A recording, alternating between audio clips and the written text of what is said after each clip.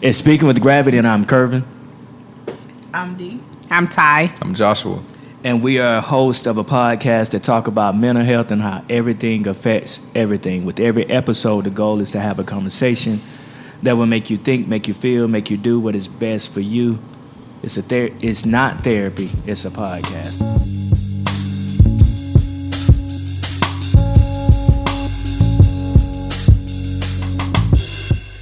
I was about to say it's therapy. No, this is not therapy right here.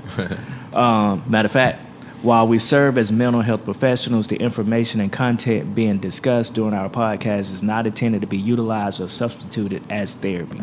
The purpose of this broadcast is to share our personal perspectives through open dialogue about various content based on our personal, educational, and professional experience. So before we really kind of go into what we were supposed to talk about today, y'all were having a discussion about language, right? Yeah. Can't one Josh, Ty, somebody give me like where were y'all at? Like how did y'all even get there about this language thing? I don't know how did we get? I know I was talking about tact, about using tact, but we got there because just sharing factual information. Factual. Mm-hmm. Okay. And maybe the context of it, but then we were just like, nah, the context was okay because it was facts, and then the two of them just started. So somebody was giving facts to somebody else, and then go ahead. Well, I said that the Greeks and Romans on the previous episode. Yeah. On the previous episode, you said Greeks and Romans.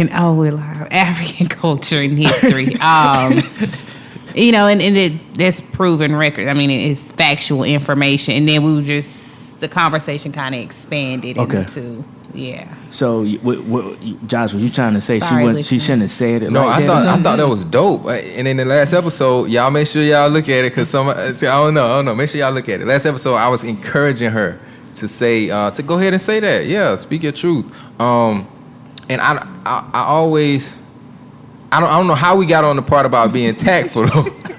I don't know how we got on that though. But you said that more than one time about being tactful. About being tactful. And that, see, even in being tactful, you've said more than one time you're considerate of other people's feelings or something? Very considerate. I think D might have started saying, somebody started saying something, and I was like, that's true, but I'm also tactful too, or something like that. It was something like that. And so then D just jumped on me. Now I'm just bad. She didn't jump on me, but it is really important. Tell them D how important it is really for you to tell them what you were saying, D.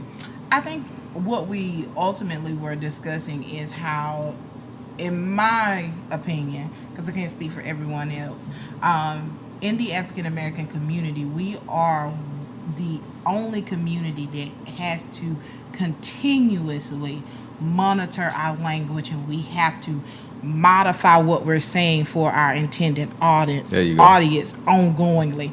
And what I was saying to him is that sometimes when you're speaking the truth is just the truth. It is what it is. And sometimes I think the consciousness of always trying to be tactful really loses the message sometimes because you're trying to say it in the most political way. Well, sometimes everything doesn't have to be said politically, right? I'm not in that arena. Now, I think it's important to be attentive to our audience, but sometimes in communication, trying to sound good isn't always conveying the message that you're really needing to get across. Like, right, trying to address information by sweeping it under or beating around the bush. What are you really saying? Like, just get to the point. And I think in some conversations, we have to just get to the point and call it for what it is. And I think, I pick on it, Josh. I know the importance of being tactful, right? Because you have to know where you are and who you're communicating with. And again, I think in a certain environment, tactfulness is always important. But in some conversations, I'm not responsible if you are offended by my truth, right? And I'm not going to apologize for it being my truth, whether you agree or disagree with it. And I think because oftentimes if someone doesn't agree with it, that begins to negate my truth. And I see this a lot of times with people in general, like just because somebody didn't like what you said doesn't make it not your reality, right? Mm-hmm. Just because I say that racism exists and you don't like it doesn't mean that racism doesn't exist, right? It's the truth. And people don't like to talk about racism. They don't like to talk about race. They like to talk around it. But the truth of the matter, when you come to the way a lot of things exist and coexist in our society, is stemmed upon economics and racism. And we can't omit that. And the more we keep trying to talk around it, the more we keep ending up in the same spaces. Yeah, the more it's there. And I think part of what I was saying too was, you know, not going off of emotion, like not just speaking off of emotion, but using tact in that manner to where, you know, I'm really thoughtful about what I'm saying, you know. Like, and I was telling them about a situation I recently had with someone, you know, who was from another race, white guy, older white guy, you know, who I felt like was, you know, almost trying to put me in my place. So I had to put him in his place, but in a very professional way. So this person doesn't think, and not so that they think, but so that this person knows that I'm not, you know, that I am professional, that I'm not acting off of emotion, and that that I'm someone that's qualified to be there, you know. And I don't feel as though, you know, that's like a reaction really or anything to them feeling that way. I just feel like we might as well, in the beginning, let me go ahead and let you know who I am, you know. This is who I am, and I am a professional person, and I'm here. Part of why I'm here is because part of why I'm in business relations, is because, you know, I am a professional person, and, you know, you got to put some respect on my name. But what I guess what I was saying is, what in the beginning ever alluded to the fact that you weren't professional, right? So just the way you present yourself is professional, right? So what would make someone see you as less than professional?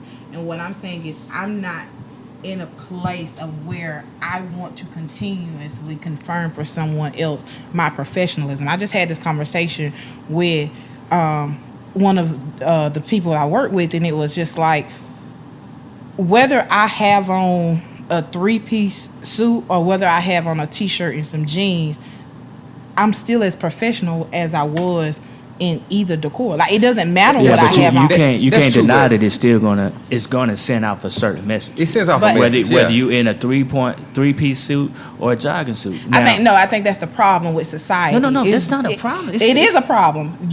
Because I think that is a problem. And for it me. depends on your because career, people too. in 3-piece suits, people pay attention to, but most of the time, them are the most misinformed people ever. Very much They so. convey misinformation, and they play on language. And I feel like, what does what you have on tell me about you? Now, I'm not disagreeing for you. Presentation is important, but a lot in what avenue?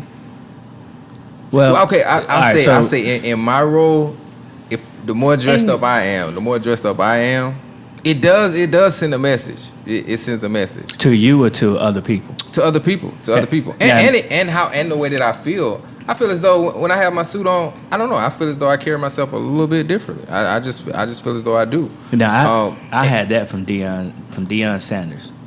Because you look good, you feel good, you work good or produce good or whatever, and he keep on going with it. So from that perspective, I like to be dressed up or dressed the way I want to be dressed in that moment, so that I can feel good and I can start conveying whatever I want to convey. And I think that goes back to D's point. If me wearing a t-shirt and jeans makes me feel good, Gotcha. then that doesn't determine whether or not I'm less professional, less intelligent, or more intelligent, you know, or more professional. But on the flip side, I do feel good when I dress up too. You know, I do. It just... And then the perception from other people or how other people view you, which, I mean, it doesn't matter, but it's like, there's a difference, you know, when I wear this versus when I wear that, when I speak this way versus when I speak this way. And I get what you're saying. It's like, I can speak this way, or I can enunciate every word and make sure I'm very articulate without the head and the hands, Right. and it still be the same. Like, I don't know, you know, but And awareness can be a gift and I feel like awareness can be a gift and a curse, right? I was aware of what he thought about me, you know. Emotional intelligence. Right. I was emotionally aware. And I took that, and my response to that was simply, okay, I'm going to let you know who I am, you know. So That was my whole thing in us talking. So, but I did it in a professional way though, and so I used tact. I was raised, and my whole thing about it was, coming up, I was raised, you can say anything you want to, anything on the planet you want to, as long as you say it with tact. You can say it, right? So I'm able to say, I feel like things that wouldn't be appropriate, I'm able to say it. If I say it in a tactful way, I feel like I can say it. And that's all I was saying. But here's my thing. If something is inappropriate, no matter how tactful you is, it's still inappropriate. Not inappropriate. I shouldn't have said inappropriate. I shouldn't have said inappropriate. And I don't want you to think that I disagree with you, because I agree with you 100% in what you're saying. But I think what I'm saying is, we as a community, we always have to be conscious of how and what and where and why we say things. And when we say things, it's taken at true face value. But if someone else of a different ethnic group says the same thing, it was, they were joking, it was a playful conversation, it wasn't intended that way. Like, even in this, when people make statements that can be offensive, like we've seen it 100 times on these newscasts, where they are really saying what they really feel, and then they turn around and have to apologize for it. I didn't mean to offend you. But the truth of the matter is, you didn't have a problem with what you said. You only had a problem with it when someone else took offense to it. And what I'm saying to you is, speak your truth. If that's your truth, that's your truth. Own it. That's all I'm saying, is own what you're saying, how you said it. Because even if you apologize, it doesn't take away from you were speaking your real truth in that moment. But I'm always going to speak my truth now. So it sounds like you saying if he's being tactful or calculated, he's not speaking his truth in that moment. I'm not saying that that's not the case. I'm saying in being tactful, make sure that he's speaking his truth. That's what I'm saying. That's what I'm saying. We're not disagreeing in what we're saying. What I'm saying is, you can't always be tactful. Being tactful can't always be your primary focus, because in some essences, I can take offense to anything you say, no matter how tactful you say it. Some people need to be tactful, though. Right. Some people need to be tactful. I agree. You have, and that's why I said earlier, you have to be attentive to your audience. I'm not disagreeing with that, right? But and when it comes to language and communication, we've talked about this on previous episodes too. It's important. But I think when you are focused too much on being tactful, you may misconvey your message, focusing on being tactful. And I'm saying, don't omit your truth trying to be tactful. That's what I'm saying. I think that's really important. That's really important. You can't miss the mark like that. Right. So you got to be thoughtful. You got to be mindful of that.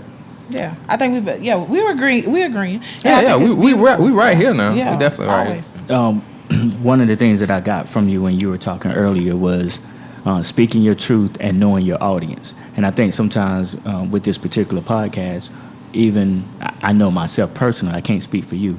I am trying to be articulate, trying to be tactful, and maybe missing a point in trying to do that.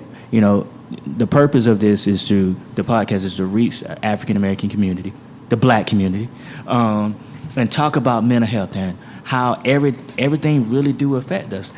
Having to decide on how I look, quote unquote, as a professional, how I talk, quote unquote, as a professional, and then all the other stuff we talked about, leadership and boundaries and all the other stuff that we talk. Everything affects us, and we're trying to get that point across in this podcast. So, to your point, I'm gonna try to be just more natural. I'm gonna tell you this. I'm gonna tell you this. You can always practice. Yeah. If you want to talk more, with more. If you want to pronounce your words better, if you want to articulate things in a certain way, go practice. You can, you could, and that can become your natural flow. That's not cheating yourself. That's not being yourself. But if you're in a setting where, if you're around the type of people where you need to talk like that, and it's better to get your point across like that, then practice talking like that. So that can naturally be you. You're not cheating yourself. You're still being yourself. I think you are cheating yourself if you're doing it with the intentions of getting approval of others. So I think that's the separation. I'm gonna say it like this. With me though, I feel like if I did that, I wouldn't feel like I'm cheating myself though. I didn't say you were. I said if you're doing it for the purpose of approval, intent of gaining acceptance from someone else, then you are cheating yourself. And because then you're not walking in your truth. I am who I am. Now, does that mean I don't have the right to evolve and grow and do those things? No. I'm always working on improving myself. So if that means improving my communication, if that means improving my professionalism, how I dress, just the way in which I carry myself, that's true. But I'm going to do that for me. Right? I'm not doing it so that I can get approval from you. Yeah. Right? That's my truth. And I think what we as a society often do for people is we don't let people be in their truth. And there's such a freedom when you walk in your truth and when you embrace who you are. And for us as a culture, we are often told that being black and being who we are is wrong. And so I feel like when you're in a society that is constantly telling you who you are is wrong, then you're constantly trying to manifest who they want you to become, right? If you're putting on that 3-piece suit because it makes you feel good and that's what you wanted to wear, all by means, right? I'm not saying that doesn't portray professionalism. I get that. But what I'm saying to you is your value doesn't change if you're not in that 3-piece suit. And that's what I want people to understand. And I get that you say that you understand that, but there are a lot of people in our culture who don't. There are a lot of people who place value on how a person appears to be. And that's where we get this popularity idea, right? And that's where all of these other cultures come from. And there is so much that we miss focusing on the perception, what's being presented to us. That's how we are missing the mark. That's how we miss the messages that people are saying, because we're so focused on what we're seeing and what's being pushed in our face that we don't really realize what's going on behind closed doors, right? And so this is where I feel like you have to have that active listening ear. You were able to dissect or recognize or analyze that situation with that in that lawyer that you were communicating because you had an active ear, right? But there were some people who would have just took what he was saying at face value, right? It would have just been enough, and that would have been the end of the conversation. And what I'm saying is you have to be intentional, and you do have to have that level of self-awareness, and you do have to be in your truth so that you can recognize those moments and move forward, right? Totally agree. I feel like some people equate, like even you was talking about being black. Some people equate being black or talking black to talking street. Right. So I feel like if you equate it to that, then you and your natural self, you're gonna feel like, I feel like that's a big misconception right there from the very beginning, you know? So if we're talking about speech, then we gotta get that one out the window too. That it's like being black is not just, I don't know. I feel like that's a big misconception out there. I know being black is not one certain thing. Right. We're It's not one certain monolithic. thing. It's a lot of things that encompass us as a community, as a people. So, you have to battle with that. But leading into what we're supposed to be talking about today, when you're talking about have these thoughts about constantly comparing yourself to what. Now, maybe I shouldn't say constantly comparing yourself, because I don't. But maybe somebody is at that stage where they're constantly comparing themselves to what people want them to be, what you should be as an American, what you should be as a South Carolinian, or wherever you live, Georgia or something like that. But you have to take time for self-care. Ty, you say this all the time. Sit with yourself. That was just really sit with yourself, and that kind of goes into our current episode, the beauty and the beast of self-care. You got to do it. You got to do it to really check yourself to say, as she said, am I doing this for the approval, or am I doing it to get the point across? For sure. One of the Twitter discussions, we're just gonna kind of free flow this one, but the Twitter discussion that we had out here is treat yourself like someone you're responsible for helping. And when I think about it like that, right, treat myself like I would treat my son, treat myself like I would treat my wife. I'm not going to allow certain things to come to them if I can. All right, I'm going to try to protect them at all costs. Why wouldn't I do that for my own self? To your point of, practicing. If you want to speak a certain way, be articulate in a certain manner. But why not you just take me for what I am? What I'm, as D say, what I'm saying is true. Is it or is it not true? You gonna take it how I'm gonna give it to you. or we don't have to do business together. We don't have to entertain each other, if that's the case. And you do get tired. I feel like the older you get, the more tired you get. You get tired of trying to fit in this certain, I don't know if I want to say box, but just fit into whatever society or whatever people are creating for what you're doing in that moment, whether that be a position, whether that be your color, your space that you're in that moment. You get tired of just fitting into it. Nah, man, I'm just going to do me. Within the confines of the rules or regulations or whatever it is, but I'm gonna do me. But I don't know. I just had to throw that. Do out me there. within the confines of. You said what? Like so, I'm gonna use the sports analogy. You know, you got football, you got basketball. There's still gonna be rules and regulations. You can't just ignore the rules. You still gotta be within the rules. But I ain't gotta dribble the same way you gotta dribble. I ain't gotta shoot the same shot that you shooting. You know, that's how we got to the NBA where it is today. Somebody being creative within the rules that were placed. Somebody being creative on how they did their handles, how they shot. I mean, Stephen Curry done changed the whole game. The shots that he take now, that was taboo when I was coming up in high school. 4 or 5 feet behind the 3-point arc. And now that's just regular for people. They just pop up. Just I normally make this shot, so I'm gonna pop up, post up right here, and I'm gonna make this shot. So, you know, kind of creating your own lane within the confines of the rules and regulations, because there's still laws. You still having to adjust to be within the confines of. You're gonna always have to adjust. Adjust.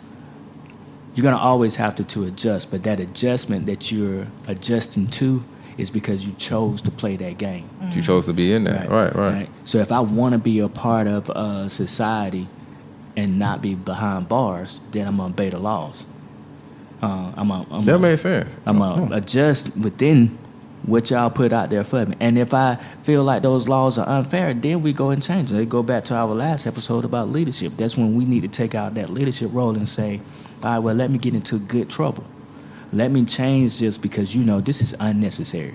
You know, we don't need this, but change it and not just do it just for the sake, not just rebelling for the sake of rebelling. All right. I can dig it. All right. QD of the hour. QD of the hour, another version of fun facts, information for you to be able to share with your family, friends, colleagues, church members. In a national survey, Americans cited benefits of self-care as enhanced self-confidence, increased productivity and happiness. 71% of Americans believe society will collectively prioritize self-care over the next 5 years due to the events of the pandemic in 2020. This survey was completed in December of 2020 and included responses from more than 2,000 Americans online. Was the pandemic that powerful? For real? For real? I think for some people it was. It really was. I don't know. I maybe I shouldn't say this. I liked it. You like the pandemic? Yeah. You like the... Explain that for us, please. This not the pandemic itself, not the illnesses, not people dying. Of course. Not the families that were affected because they lost a loved one. I lost an aunt. So that was difficult.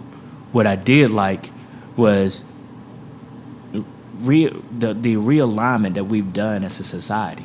You know, it was always busy, work, 9 to 5, 8 to 6, you know, working 12, 14, 15 hours, focusing on what I can do from the money that I make from that 12, 14, 15 hours. And I think there's been a shift where people are more in tune with what I do with my time as opposed to how much money I make and what I can get with the money I make. For sure. Not to say that the materialism isn't still out there, because there's still stuff that I want, but the focus have shifted to me on time and what I do on this earth and how I spend moments.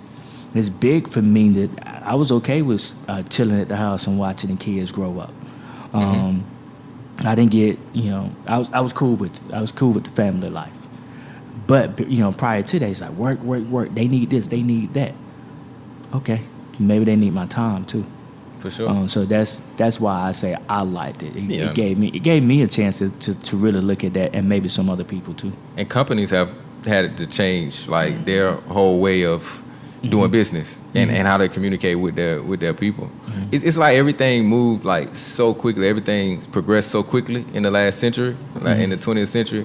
It's like that was an unfortunate break, you know, because like you said, we did lose a lot of lives, but it was a break.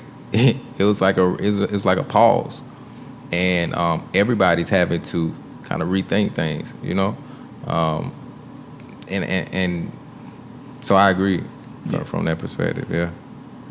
All right, D, can you read that? It's on the screen. Is it too small for you? No, I got it. Okay. So even with the COVID-19 pandemic behind us, a new normal has created a greater need to prioritize self-care. Self-care is inclusive of nutrition, stress reduction, and exercise to help keep a person happy, healthy, and resilient. Practicing self-care isn't always easy, but we must find time to carve out space to address ourselves. All right. Oh yeah, you were supposed to ask D a question about self-care. You got anything for What does it look like, D? What does self-care look like? Baby girl, come on, man, hit me you with don't- something now. You don't do it? I'm throwing you the No. pass. Catch it and run with it. I know you got something for me now. You don't do it? Do I what? Do self-care. I definitely engage in self-care. What it look like to you? So yeah, I'm gonna get y'all. Hold on. I just asked you that. Yeah, they I just did. asked you that, and you didn't want to answer it. But then No, when Kervin asked you that, I did want to answer it, but I had to regulate because I wanted to be tactful when I responded. I love it. Well, look Right? at me. So Don't I look at didn't Kervin wanna- when you answer I this, didn't because I wanna want to come feel. off and it be offensive. I wanted to be tactful with my communication, and now after having a few moments to reflect, I am able to proceed and answer the question as you all presented it to me. It's just real nice, nasty. Just then. Real But nice. y'all, I have to reflect though. Like I have, cause when I don't reflect and I just jump out the hip, y'all, I'm not using wisdom. That's how I feel. Like I have to, that's me though. Some people can just come off the hip with it, And you a person I've seen do very well coming off the hip. I like to kind of. But I've already reflected. See, yeah. yeah. So my reflection is different. Just so, the way in. And But we hear those. We so, all yeah. see. I'm not this. I'm telling you.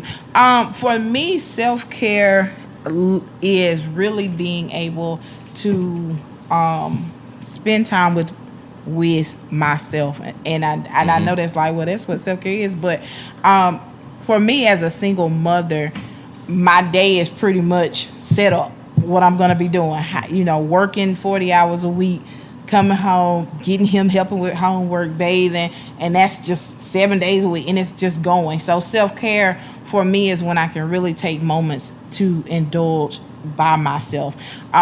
Sometimes, it may be, I can't even say, some people say going out to eat, I can't say that because that's a daily.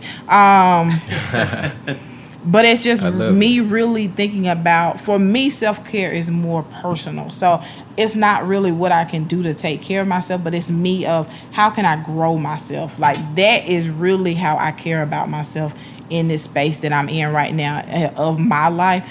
How am I growing daily? So it's me processing, how am I becoming a better mother? How am I becoming a better person? Where am I wanting to go within my career? Where am I wanting to go in how I see and value and interact with family and friends? For me, that matters to me, because for me, that's what the pandemic taught me, is that you can be too busy and you can miss some of the most important things of your life. And I, as an advocate for mental health, I know a lot of what we do, there is a lot of physical and, we have to do everything, but the mental and being in a space where I'm able to protect my mental health is so important to me, because I have seen that me being able to protect my mental health allows me to be more productive, right? Me being able to protect my mental health is me really getting more conscious about my physical health as well. In the setting that I am, I talk to Taisha often about this is something that I need to improve on, and coming into awareness, there's something that's not connected here, right? There's a problem, but being in a mental space to recognize that and not just saying, oh, well, this is how I am, right? And I think that's what you're talking about when we talk. I know it's kind of different, but getting into that space of I need to improve me. And that is what self-care means for me, is what do I need to do to improve me? For some people, it may be nutrition. But if you're already a person that eat healthy and that's just who you are as a person, nutrition may not be an emphasis of self-care for you, right? That's just what you do.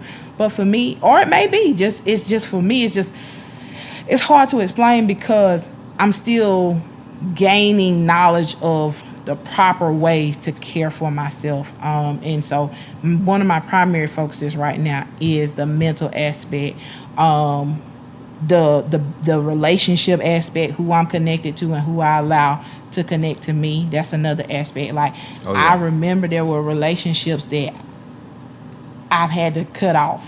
You know what I'm saying? Friendships that I've been okay with us not talking like we used to. You know what I'm saying? For sure. Me not trying to force relationships with, partners or whomever else. It's just like, I'm okay with that. And that's part of me caring for myself. So that's just where I am right now. And that's what self-care looks like for me. Was I one of those people that you cut off? You still sitting beside me, so obviously right now you know. Because you said you talk to Taisha often, and my phone don't ring with your name attached to it. You're also a married man, and so there's boundaries in how I communicate with you as a person. But You could text and say, "Man, you good?" yeah, you still boundaries. Okay. Sounds like he needs that from you. D. From time to time. Okay, I Yeah. hear you now. See, Yeah. I didn't get that message. I appreciate you because I didn't get that, but I got you. He was being tactful. He was being very tactful. But when you were saying Y'all are plenty. when you were saying about for you, self-care is kind of like growth. It's a little bit the opposite from me. I need to slow down and enjoy the moment, enjoy the ride.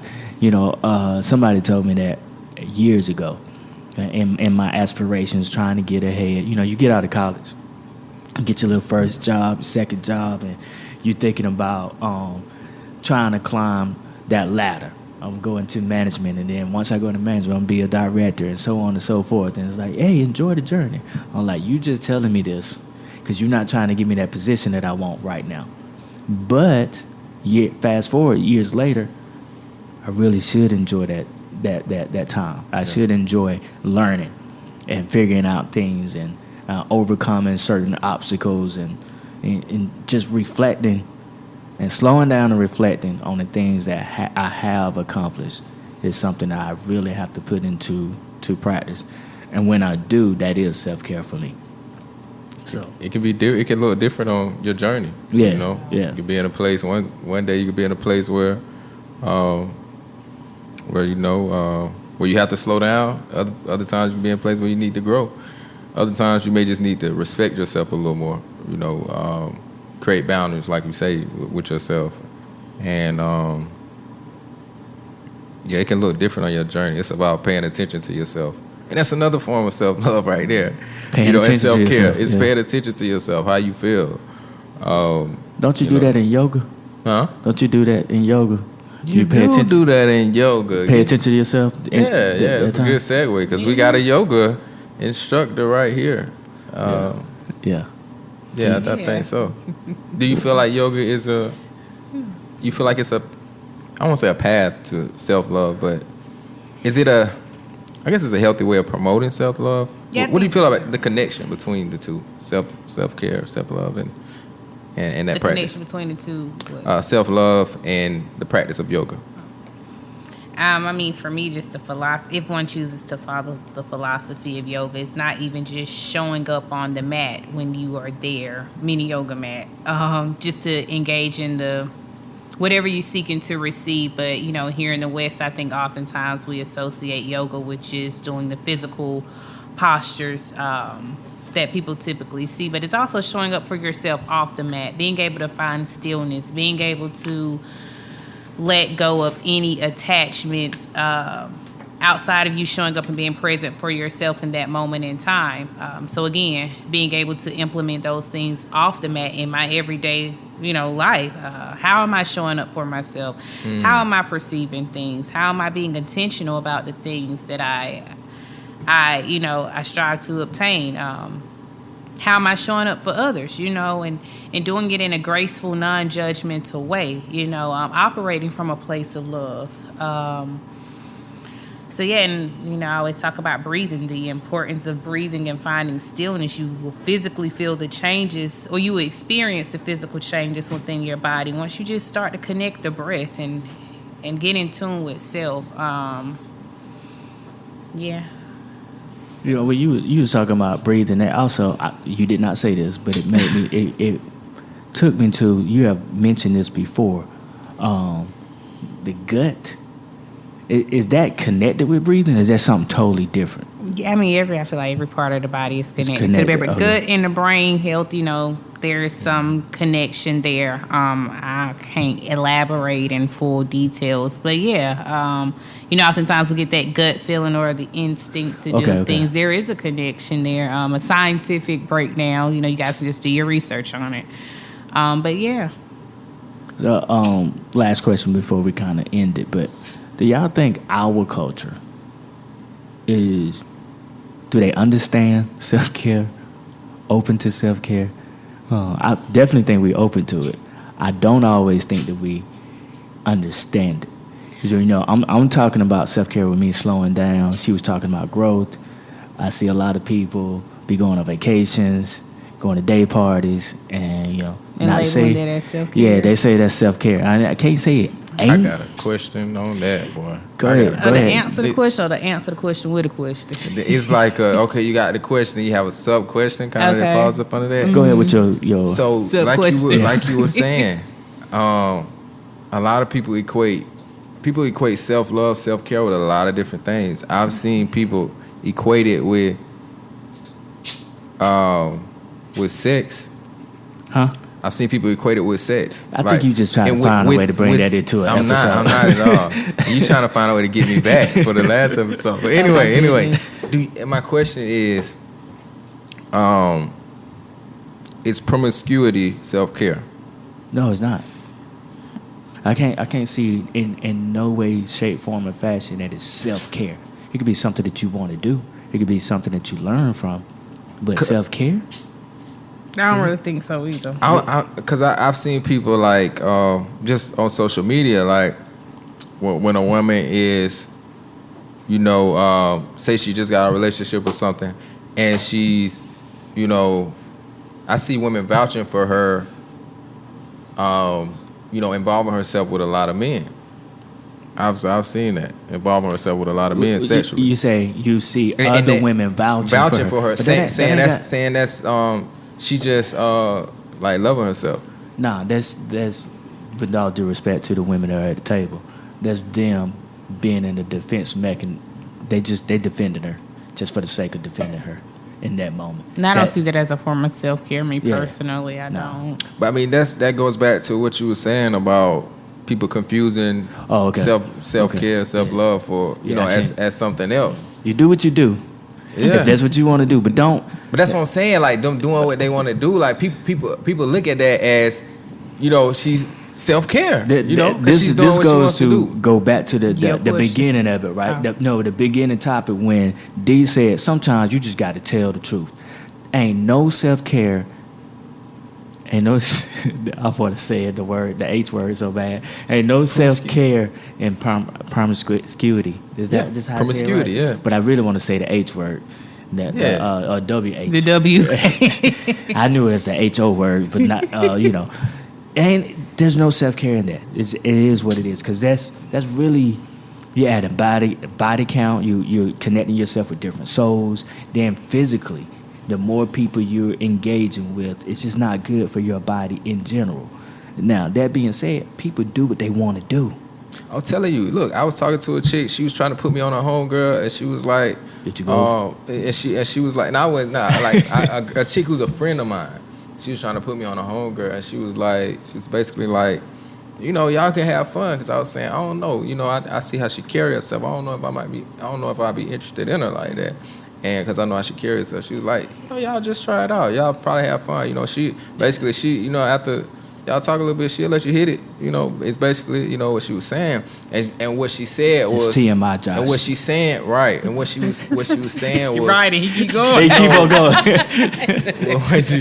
what she was saying was, she like to have fun. She. Yeah, but that's having fun. That's not self-care. Yeah. I feel like people get it confused, but I feel like you broke it down though in a way that that's saying don't get it confused, basically. And self-care can be fun, but if it's at any point detrimental to you, then it's no longer self-care. If it at any point I ain't gonna say can be, because going out and having a good time with your friends can be if you did it on a consistent basis, right? Every day. It can be detrimental. But if you stop it before then, you're okay. You can't really stop a connecting of souls, like you just add a number after number. There's no way. So it's kind of like Promiscuity. you gotta be wary of what you get yourself into with anything. But So to go back to your you gotta be weary. question, the original question, not the sub about question. the Nah, culture, you good. the culture thing. What was the question? I think I said, how do our culture, do they understand it, and are they more accepting of self-care? I think is what I was trying to ask. What do you think? You gonna say to go back to my question like you was finna answer it and then put it back She just on wanted me. to get away from my question. I mean, no. As far as I do think we as a society, if I go back to took as my a last society, minute. we You got another one. as a society we are more accepting of self-care, but I don't think we always understand it, and that's something too. I was going to ask you this question about yoga, but the reason why I say therapy is good is because you hear a lot of good things from time to time on social media. You have this therapist or this mental health advocate sharing various things, and it really is good in general, but is it good for you? And when you have that personal relationship with or therapeutic alliance with a therapist, then y'all can discuss that. Y'all can process that. Okay, what does self-care look like for me? For me. Again, me and Dee gave basically two different things, but it's still the same thing. She more focusing on growth and being in tune into what she lets resonate with her. And mine is more focused at this moment, resting, slowing down, and being mindful of where I'm at, my past accomplishments, and so on and so forth. That's what I was going to say too. I think it's important. I always say this, which both of you sharing. I feel like you both had to find stillness in order to figure out what self-care looked like for you both. You know what I'm saying? And I think that's something that we can all benefit from, being able to find stillness. So if we're asking these things, allowing those things to come to us, intuitively, did I use that right? Yeah, Okay. Good job. First time I heard that laugh. Yeah. It slipped out on her. Oh gosh. But really, just being able to find stillness. So if that's 5 minutes a day for yourself, 2 minutes a day if you're in the bathroom, if you have children or family, sometimes it's hard to find 5 minutes for yourself, but I would encourage everyone to make that time for yourself. Just set a timer, and if you're just sitting there having various thoughts, it's okay. They're going to float away. They may come back, but just being able to be present in that moment in time. And I think y'all printed out too on one of the, I said printed out, Lord forgive me, because ain't nothing been printed. But on one of the previous episodes, one of the guest speakers that you had talked about the power of having conversation with self and being able to really talk to you, because no one knows you like you know you, right? And I think it's where you kind of pull all these different aspects that we've talked about in your life when it comes to knowing your truth, implementing boundaries, right? Self-reflection, self-accountability. All of those things encompass self-care. And that's what self-care looks like. Being able to pull all those things into who you are as a person. Emotional intelligence. Like, it's not just this running the bath water. Yeah, that's gonna cleanse you. Yeah, that's gonna relax your muscles. Good old bubble bath. But yeah, but that ain't really, when you really talking about how does that improve your quality of life, it don't. You know what I'm saying? When it comes down to it, like I said, going on vacations, that's good because it gives you exposure. But if you don't do anything with that exposure, it doesn't improve your quality of life. And so that's kind of what self-care is in forms of me now. It's like, what am I doing that's improving my quality of life? Because that's the only thing that I'm accountable for. And that life is this is the only one I have, right? yeah. And the life I live is gonna be beneficial to my son. It's gonna be beneficial to my siblings because it may open up avenues. It may create ideas. It may shift the way in which they see life for themselves. And that, to me, is how we be successful with this notion of self-care. And even as you were talking, I was thinking about self-care is also different based on what you're facing in that moment. Right. Right. Resilience is a part of all of that, right? So you got to build your resilience, and you got to be able to persevere. And if you're adding stuff to you, you know, in my role as a therapist, things are being brought to me. I'm holding it. I'm dealing with it. I'm adding on to some things that I wouldn't normally have, and so my self-care is going to look a little bit different too. And people that I surround myself with, I think it's one of y'all said that earlier. The people you're surrounding yourself with can help as well. Did you add something, Josh? Nah, man, I couldn't hear nothing you said. That bedroom voice again. I'm telling y'all, that boy is. Subscribe to Speaking with Gravity on Facebook and Instagram. We'll make it easy for you. Put it in the show notes. The event needs. Check out 61 Rentals, KodakReadyConsultant.com. If you need help with consultation and therapy, check her out on that website. Correction, I am not providing therapy. Excuse me, I'm sorry. Correction, I do consultation services. Break it At down. the moment. Okay. See, when he tried to talk loud, he messed up. Check out gravitycounselgroup.com and check out what we're doing over there. Shout out to Mr. Winston for holding it down on the audio and the visual production. Check him out on winstonjstewart.com. By the time that this episode come out, you will have missed his first art gallery. Let's go. He got a couple more coming, so just keep a lookout on his website for the things that he got coming up in 2023. All right, Josh, I'm gonna let you go ahead and have your moment. I appreciate it. He's ain't gonna let me have my moment. Yeah, It's your moment. you got 15 seconds. Yeah, check out. So on YouTube, Joshua Garvey Williams. Check out our show on there. We talk to random folks. It's crazy. We go out, talk to random folks. We ask them these really thought-provoking questions. The whole idea of it is to make people reflect. Y'all would not believe the responses that we get from people on questions like, where do you get your peace from? On questions like, what's the importance of your perspective? What's the greatest gift you can give a child? The responses that you hear, on these questions are just really thought-provoking. And that's what we inspire to do, is to create a culture, a culture shift. People who really are thoughtful in in how we address the world. Thank you all for taking the time to listen. You could be doing anything in the world, but you chose to listen to us, and we appreciate that. This ain't therapy. This isn't therapy. It's a podcast. Let's go.